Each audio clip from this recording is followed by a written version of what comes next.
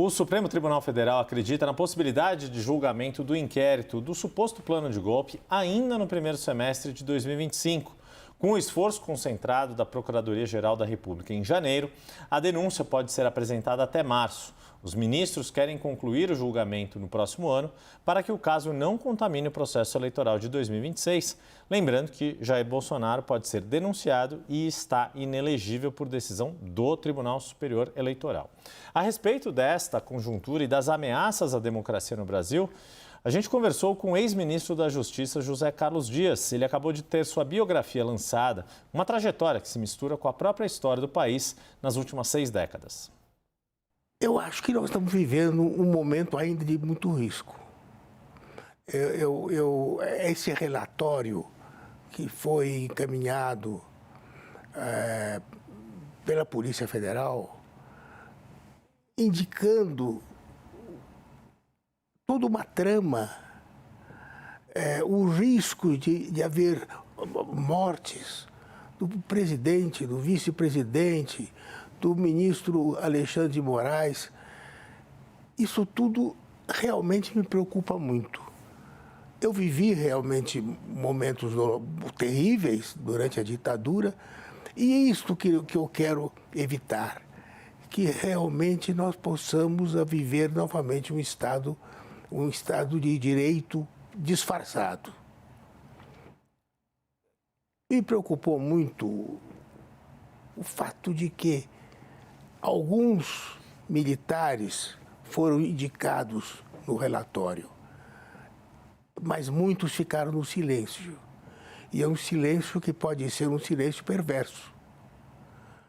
Então, eu acho que nós temos que nos unir, vocês, jornalistas, advogados, cidadãos, trabalhadores, para defender essa democracia que, como você disse, nós conseguimos conquistar e que nós não podemos deixar escapar. Eu vejo como um judiciário necessário, a maneira como ele está se conduzindo. Eu acho que o Supremo já passou por maus momentos. Eu me lembro que eu cheguei a escrever um artigo duro, mostrando as falhas do Supremo. No julgamento do Mensalão... no qual o senhor atuou como um dos advogados? Um dos advogados. O que eu via eram os ministros jogando para arquibancada. Por isso eu sou contra isso, embora eu seja democrata, eu sou contra a televisão participando dos julgamentos.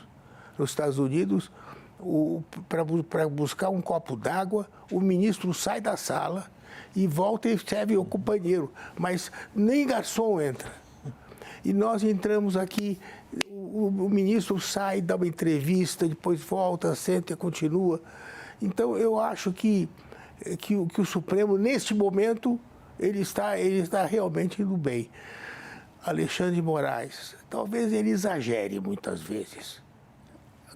Concordo, mas é um homem que eu respeito pela teimosia como ele luta pela democracia. Então, eu estou imaginando que nós devemos dar força para o Supremo. Deixa eu pegar esse gancho, enfim, também acabei conversando de outros assuntos ali com o José Carlos Dias, mas principalmente lembrando o fato, né, de toda a trajetória dele ser uma trajetória de defesa de democracia, dessa importância de enfrentamento à arbitrariedade, e relembrando o fato de também ele foi integrante da Comissão Nacional da Verdade, que apurou todos os abusos ocorridos durante a ditadura militar. Ele interrogou o Paulo Malhães, que foi um coronel que revelou muito das torturas na Casa da Morte, interrogou o Brilhante Ustra, que volta e meia é citado também e tem todo esse histórico de envolvimento com a repressão durante a ditadura militar.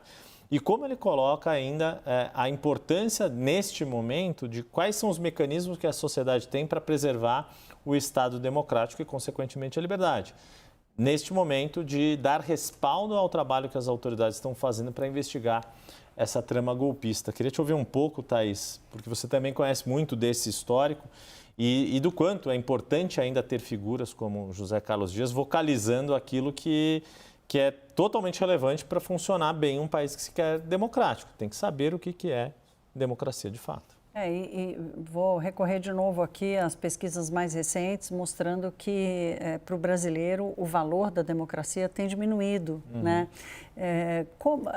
E o Zé Carlos Dias é uma excelente referência para até pelo histórico dele, pela luta dele, pelo histórico dele, da gente, inclusive, entender esse processo da perda desse valor, né, da democracia como o melhor regime, o melhor modelo, né? Aquele que nos protege, né? A democracia protege a sociedade, não é o contrário, né? Como há uma inversão da lógica da proteção, né? De como as autocracias hoje se vendem como protetoras, os autocratas se vendem como protetores, e quando na verdade é a democracia que é a protetora da sociedade, não o contrário. E o Zé Carlos Dias é uma dessas vozes, né? Uma pena que ele já esteja aí com mais de 80 anos, porque as vozes que o Brasil mais não o deixa descansar, como ele próprio diz.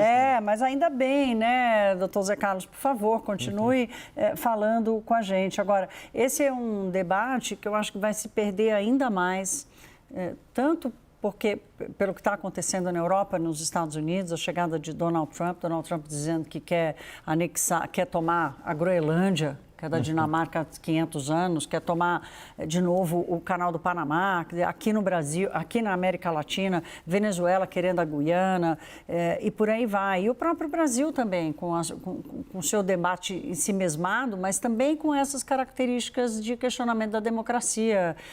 Yuri, eu acho importante a gente relembrar esses valores, e eu tenho receio, olhando para o que está acontecendo, a crise institucional que a gente está vendo no Brasil, que vai só enfraquecer ainda mais esse pilar.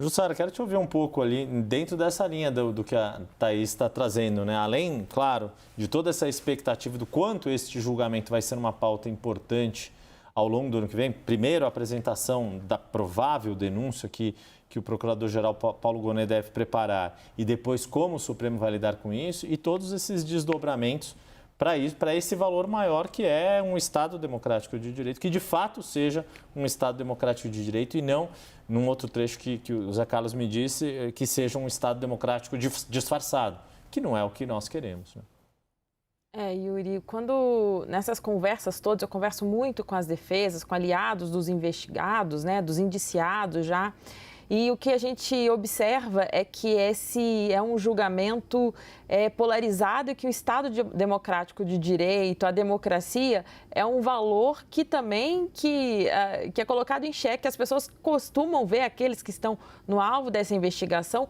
distorcem ali para poder apresentar a sua defesa. Então, acho que isso é um debate que vai mobilizar todo o ano de 2025, porque há uma clareza de todos os lados, tanto no STF, no governo também, inclusive entre os indiciados, aliados desses indiciados, e a gente está falando também dos aliados do ex-presidente Jair Bolsonaro, é que é preciso encerrar o ano que vem, porque 2026, isso tudo ganha uma outra proporção por ser um ano eleitoral.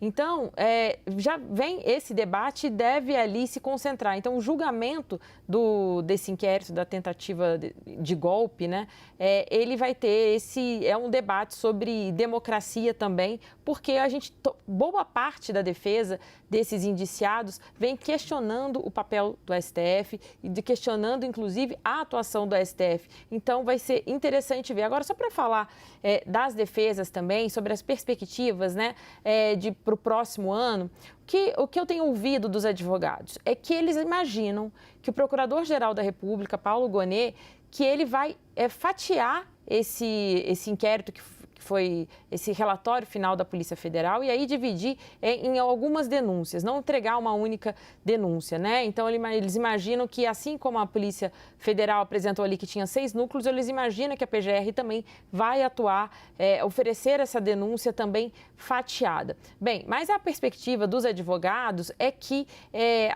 oferecida a denúncia, aceita a denúncia, quando começar a fase de instrução, isso será um processo muito longo, Yuri. Por exemplo, até agora são 40 indiciados, a gente não sabe se todos serão denunciados, mas para se ter uma ideia, cada um dos denunciados, né, eles poderão apresentar ali durante a fase de instrução 8 testemunhas, então o que indica que será um longo processo ali até chegar de fato ao julgamento. Por isso, muitos desses advogados trabalham com a possibilidade desse julgamento ocorrer, pelo menos o primeiro deles, se de fato a PGR oferecer essa denúncia fatiada. Pelo menos alguns começarem a ocorrer ali entre final de outubro e novembro, por causa dessa fase longa de instrução ali, de ouvir as testemunhas. Yuri?